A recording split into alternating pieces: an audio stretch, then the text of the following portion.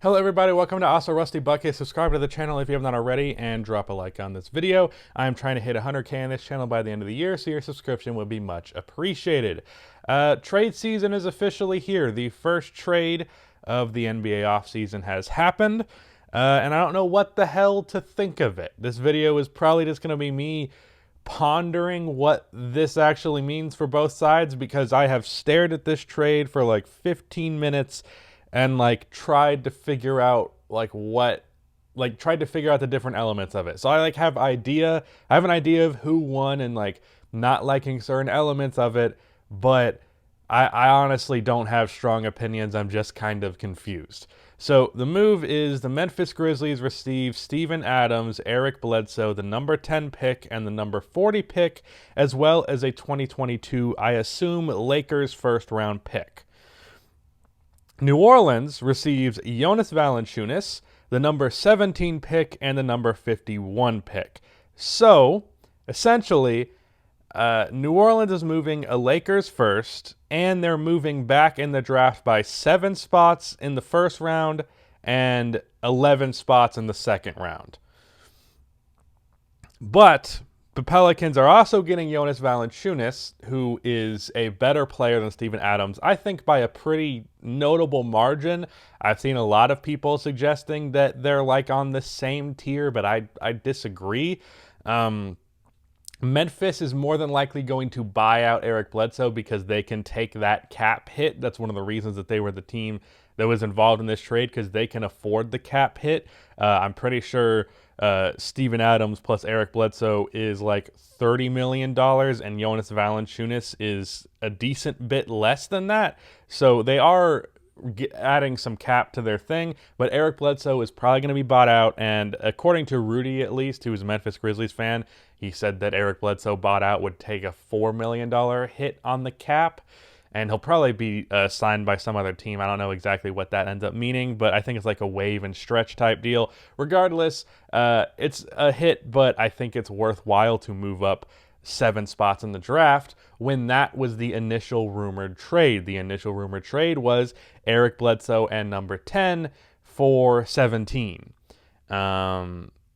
Yeah, that was a move. Eric Bledsoe number 10 for 17. So it's hey, take $4 million hit on your cap for a while, so it's not nothing. And then you move up 7 picks in a good draft class. So that I kind of got. What I don't get is including Steven Adams, or not including Steven Adams, including Jonas Valanciunas in this deal. Because you could have done, instead of this, what's his name? Justice Winslow.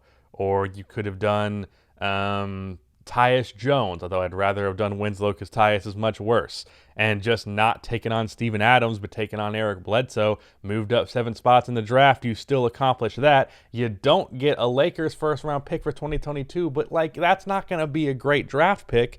And Jonas Valanciunas, though he is, 30 years old, has been at bare minimum the 3rd best player on the Grizzlies for the last 2 years, and I would say pretty consistently the 2nd and sometimes the best player. Ja Morant is usually the best player, but Ja can be inconsistent sometimes. Valanciunas is usually good to really good pretty much night in and night out, and he is an underrated player on this team, and underrated period. I believe he averaged, I'm going to pull up his stats on Basketball Reference, but I'm actually not going to say out loud what I think he averaged, just because I don't want to be wrong on camera, because I've never done that before. Yeah, I was right. He averaged 17 and 12 last year on 60% shooting. That's good. That's a really good player. Now, defensively, he's a little bit slow. I'll give you that. But overall, I think he's solid because he's good at protecting the basket, relatively speaking. And he's good at being big. He's good at rebounding. And you'll very often see games with the Grizzlies where he was the reason they won. I'd say there are 5 or 6 games this year that could definitely be directly attributed to Jonas Valanciunas. And to move him for instead Steven Adams, who, while Steven Adams can do a lot of what Jonas Valanciunas can, I think the floor is just a little bit lower than what Jonas typically brings. but the heights of what Steven Adams can bring is not close to what Jonas Valanciunas can often bring. So that alone is a downgrade at the center position. Eric Bledsoe being bought out, that's whatever. Moving up 7 spots in the draft, I get that. Moving up 11 spots in the second round is kind of whatever. It's not a huge deal. And then the first round pick from the Lakers, again, it's going to be a late first round pick. It's not as though that's nothing. So I don't want to come off like, oh, this is a late first round pick, so it's invalid. It's still something. It's still nice to have. A first round pick is a first round pick, but it's not as though this was some like great asset that you got in return for Jonas Valanciunas. Another aspect of this is that Steven Adams' contract is 1 year longer than Jonas Valanciunas'. So it's not even like this is a cap clearing move in any capacity, because Jonas Valanciunas' contract expires 1 year before Steven Adams' does. So I'm not really getting it for Memphis all that much. Like, I understand moving up 7 spots in the draft. I do. Maybe the rumors were bullshit and you couldn't have actually traded up with just taking on Eric Bledsoe's money.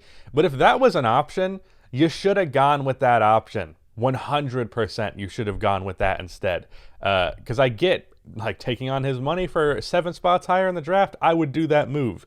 Moving Valanciunas along the way just to get a late first round pick and moving up 11 spots in the draft while adding like $17 million to your cap space for another year, I wouldn't do that. And that's why I don't like this move for Memphis, I think. Again, I'm kind of hesitant in this, though, because if they like nail that number 10 pick and it was clearly somebody that they couldn't have gotten for at 17, like I've seen like Zaire Williams rumored, who is one of the few prospects that I actually know about from this draft, who's not at the very top. From what I understand, he's pretty damn polarizing. From what Nicholas told me, he can go anywhere from 7 to 25. So like if you could have got him at 17, you get him at 10, and he's really good, it would be a little bit like that move was unnecessary. You still could have got him. If it's somebody like Moses Moody, who's another player that I am aware of that's not a top 5 pick, yeah, that would also be cool. But they really have to nail that pick in order for me to say that this was a solid trade for them. And I don't, they really have, basically they have to nail that pick. On the Pelicans end of things, Steven Adams and Eric Bledsoe are no longer on your basketball team. So that is definitely something. Jonas Valanciunas fit-wise is still not amazing with Zion. It's like probably 20% better than Steven Adams because Valanciunas actually has some, and emphasis on some, ability to shoot the basketball. It's not a lot. It's actually very little, but by comparison to Steven Adams where it's nothing, it is something. I could see a world where Jonas Valanciunas shoots like 3 threes a game this year when he's previously shot like 1 a game, and he does it on passable efficiency. Also taking a couple more mid-range shots. I still don't like that. Like, you really need to get a stretch 5 next to Zion, essentially. And that's not an easy task. That is not a player that you just stumble upon. Stretch 5s are not an easy thing. A guy who can both shoot the 3 at a good level and protect the basket at an elite level. So for that reason, Jonas Valanciunas is still not an amazing fit in New Orleans, but he's better than Steven Adams in many ways, and his contract expires a year earlier. So I think that's worth the pick hit, like going down a few spots in the draft. I think that is worth not even, there's nothing else that would be a hit. You're just moving down a couple spots in the draft, especially if you hit on your picks as well, or specifically 17. If you miss on 51, no one's going to be mad at you. But if you hit on that pick and you still got a good player out of it, and you manage to get off of both Steven Adams and Eric Bledsoe and Jonas Valanciunas' contract expires a year earlier than Steven Adams, then that is a fucking W. So, but at the same time, I'm not going to give David Griffin too much credit because it's a W that he got out of a mistake that he made. It's like you gave Steven Adams that stupid extension. So, and really, I don't even think the trade for him was necessary to begin with. I can't remember the specifics of the deal, so maybe it was. But I don't think that trade was even necessary to begin with. So Steven Adams being on your roster to begin with, or at the very least being extended, wasn't really necessary. So I'm not going to give you too much of a W just for getting out of that. Eric Bledsoe, he had to be a Pelican for the Drew Holiday trade, where the Pelicans got a shitload of first-round picks. So as much as it's funny to like give the Pelicans shit for Eric Bledsoe being on the team, he should have been on the team because that's how the trade works, and you do that trade every time. So yeah, you got out of those players that were both key rotation players who fit terribly on your roster. Another factor in this move is the cap space that it clears. It's not a lot, but it's, I think, like 10-ish. I'll probably do a cut here. Let me do the math on Steven Adams plus Eric Bledsoe versus just what Jonas Valanciunas makes. Oh my God.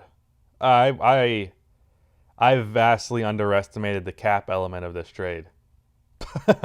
This cleared up. If I'm doing this math incorrectly, then my apologies.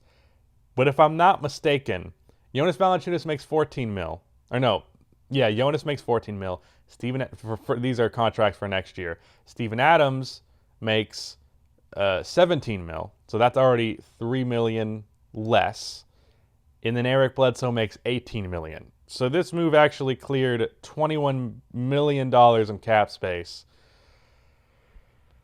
So that's a lot. You moved down a few spots, got the best player in the deal, and cleared $21 million in cap space. So this move, the reason why I'm kind of like unhappy with how much money that clears up is that means Lonzo Ball being a Pelican next year shouldn't be that difficult. Or it means that Kyle Lowry being a Pelican next year, which I'd prefer this because it means Lonzo Ball can go to my team, the Bulls. They just might have cleared up a bunch of space for Kyle Lowry or just to keep Lonzo Ball. So now that I have talked through this trade, the Pelicans get the best player in the deal. They trade down just a few spots in the draft, and they clear $21 million in cap space, which either means Lonzo stays or Kyle Lowry. That is a fucking W. All right? Memphis, they take back $4 million on your cap for like the next foreseeable future. Steven Adams, who has a year longer on his contract, and you moved up in the draft. So credit to you there. But if you don't hit on those picks, this looked like a bad move. So the Pelicans, phenomenal trade for them. For the Grizzlies, it's not a bad trade, but it's not really a good one either. Now, it could be a good one if you hit on that draft pick, but we're going to have to wait and see. So that's my summary, probably like 12, 13 minutes into this video. But yeah, I finally actually made sense of the deal when I considered the cap space. That is a big deal. So yeah, that's my thoughts on this trade. Yeah, that's it. Bye.